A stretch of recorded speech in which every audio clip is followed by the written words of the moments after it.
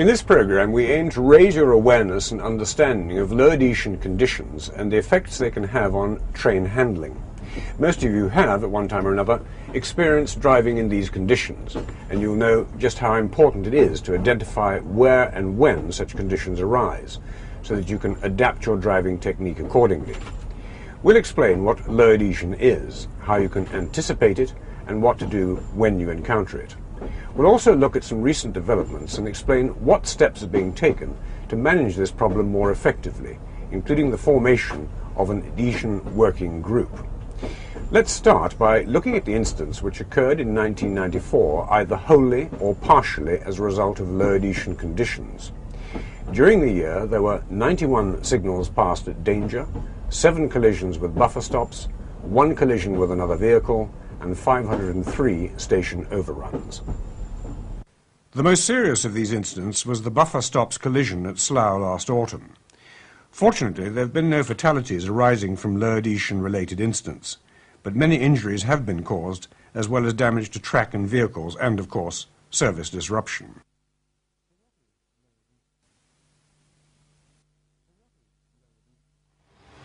So what is low adhesion? Starting and stopping a train relies on the ability of the wheels to grip the rails in order to transfer the traction or braking forces being generated.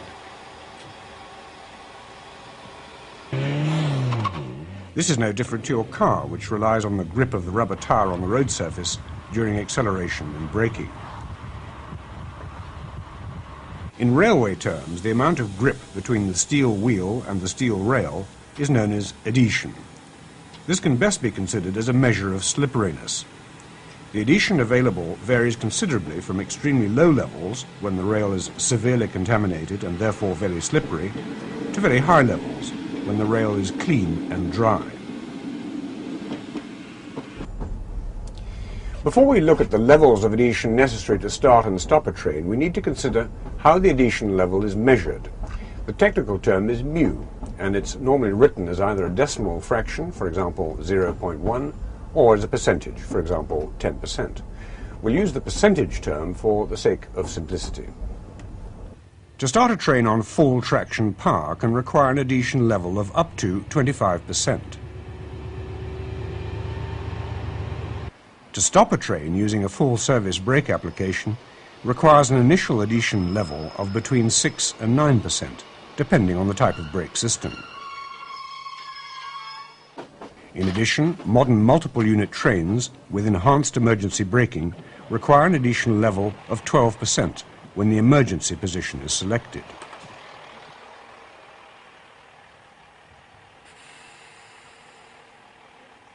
From this you can see why trains are often harder to start than to stop when the rails are contaminated. Almost 4 times as much adhesion can be needed for starting than for stopping. However, if you experience trouble in starting, there's always a risk of a problem when braking. Don't forget that wheel spin can also cause track damage and may need reporting in accordance with the rulebook. Where possible, avoid wheel spin in low adhesion conditions by applying traction power more gradually. If we look at the graph which shows in general terms how frequently various adhesion levels occur, we can see that there are times when the levels fall slightly below the 6 to 9% range needed for full service braking. This is the yellow area. We can see that these conditions occur relatively infrequently, and for the purposes of this program, we'll call them normal low adhesion. On very rare occasions, extremely low adhesion levels occur, the red area on the graph. We'll call these exceptionally low adhesion conditions. The large green area represents the frequency of conditions that are well above the 6 to 9% range needed for full service braking, and we can readily see that these conditions exist most of the time. So what are the causes of low adhesion? It's a product of rail contamination, which may be caused by naturally occurring weather conditions or by local environmental or industrial conditions. Some of the causes, like leaf contamination, may be obvious and well known, while others, like industrial pollution, are not so obvious.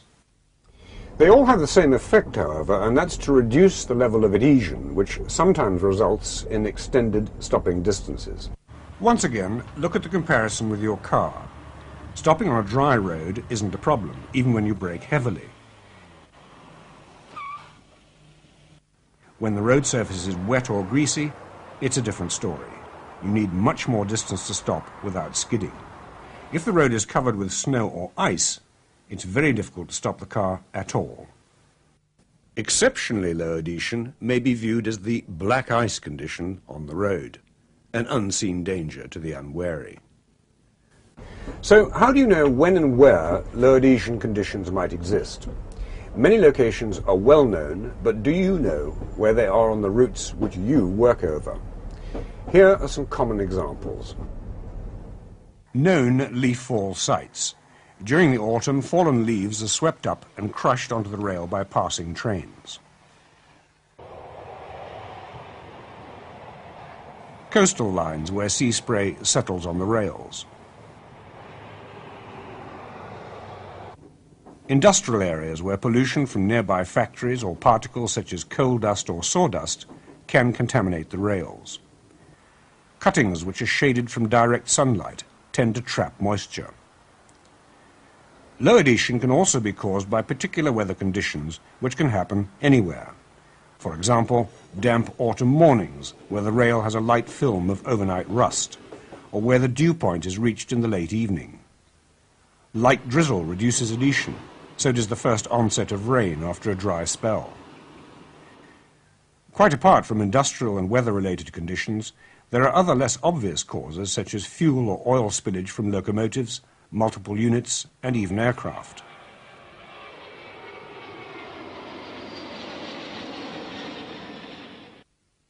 Defective flange lubricators can deposit grease on the railhead, and agricultural debris spilled at farm crossings can be unexpected adhesion hazards. A good clue to the likely presence of low adhesion is wheel spin when starting or accelerating at speed. WSP activity is also a good indicator. So is erratic speedometer behavior. What can be done about low adhesion depends on the nature of the contamination and whether it occurs at random, such as with climatic conditions, or whether it happens regularly at specific locations and at specific times, such as with leaf contamination. Normal low adhesion, which arises from everyday causes like the onset of rain or drizzle, usually disappears as suddenly as it appeared. It's almost impossible to prevent this by remedial action on the part of the engineers. The much rarer exceptionally low adhesion, such as that caused by crushed leaves, fuel, oil or grease, can be dealt with by rail cleaning or sanditing. However, in all cases, one of the most important parts of the solution lies with your driving technique. We'll come back to that in a moment. You'll be aware that there are programs to control line-side vegetation growth and to treat rail contamination at the appropriate times. However, to enable remedial action to be taken in areas affected by exceptionally low adhesion, your cooperation is needed. Report these conditions to the signalman as soon as possible in accordance with the Rulebook Appendix 1 instruction. You're not expected to report normal low adhesion brought about by conditions that other drivers should already be aware of, such as the onset of rain or drizzle, or locations regularly affected by low adhesion. The basis of the instruction is to warn drivers of newly arising locations that they're unlikely to know about, or where you've had greater difficulty than normal in stopping at a known low adhesion location even after adjusting your driving technique. In this case, it could be that the effectiveness of an earlier remedy, for example sandite, is wearing off. A report of extremely low adhesion conditions in the Chorley Wood area. Once you've reported the location, drivers of following trains can be warned, enabling them to modify their driving technique in good time. In addition, action can be taken to inspect the site and remedy the situation. Remember, forewarned is forearmed. We've already seen that driving technique is of paramount importance. When you've reason to believe that you might encounter low adhesion conditions, you must adapt your driving technique. There will, of course, be different braking techniques depending on what type of train you're driving. For example, whether it's high or low speed, tread, disc or mixed brake, freight or passenger. Learn to read the conditions and react accordingly. It's your skill and judgment that's the vital factor. Here are some fundamental principles to remember. Make your brake applications earlier and lighter than normal, just as you would in your car on an icy road. If you're driving a disc-braked multiple unit or locomotive haul train with WSP equipment, don't release or fan the brake when there's WSP activity. If your train comprises tread-braked vehicles, manually control the brake to avoid locking the wheels until the safe braking distance has been reached, when the maximum brake cylinder pressure necessary to stop the train should be applied. Short trains in particular require greater care. If you unexpectedly encounter low adhesion, you might not have the chance to modify your braking technique. In this case, make a full service application immediately and leave it on until the speed is dropped or adhesion has been sufficiently regained to stop normally. Your training and experience will help you determine what's appropriate, but make sure you know the best braking techniques for the types of train you drive. Don't leave it until after an incident to find out. Remember, put safety before punctuality.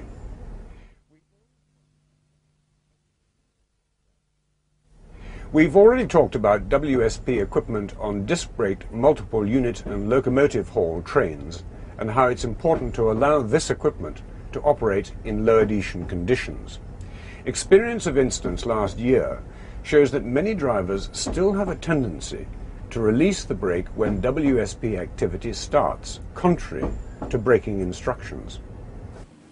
There's a wide range of WSP equipment fitted to disc-braked vehicles, ranging from the older electromechanical systems acting independently on each axle to the latest vehicle-based microprocessor-controlled systems.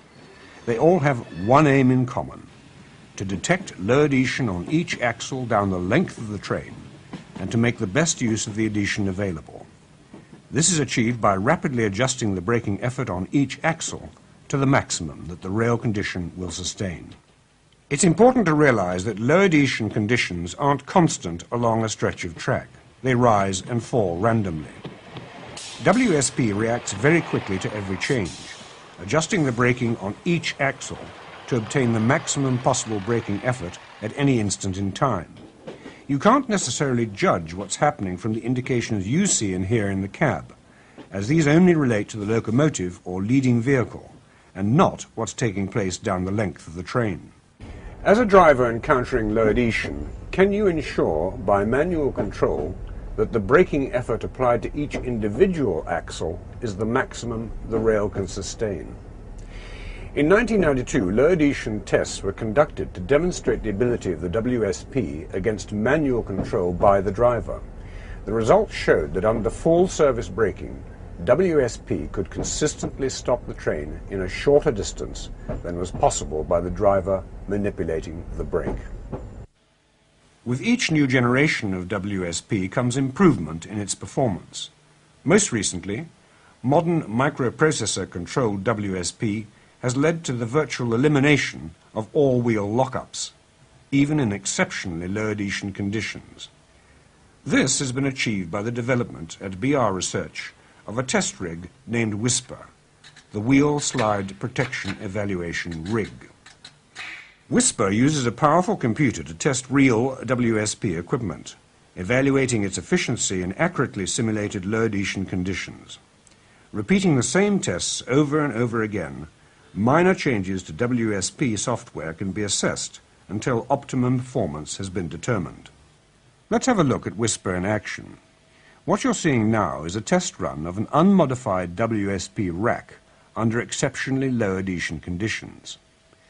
The white trace represents the actual speed of the vehicle, while the purple trace represents the speed of the vehicle as determined by the WSP equipment.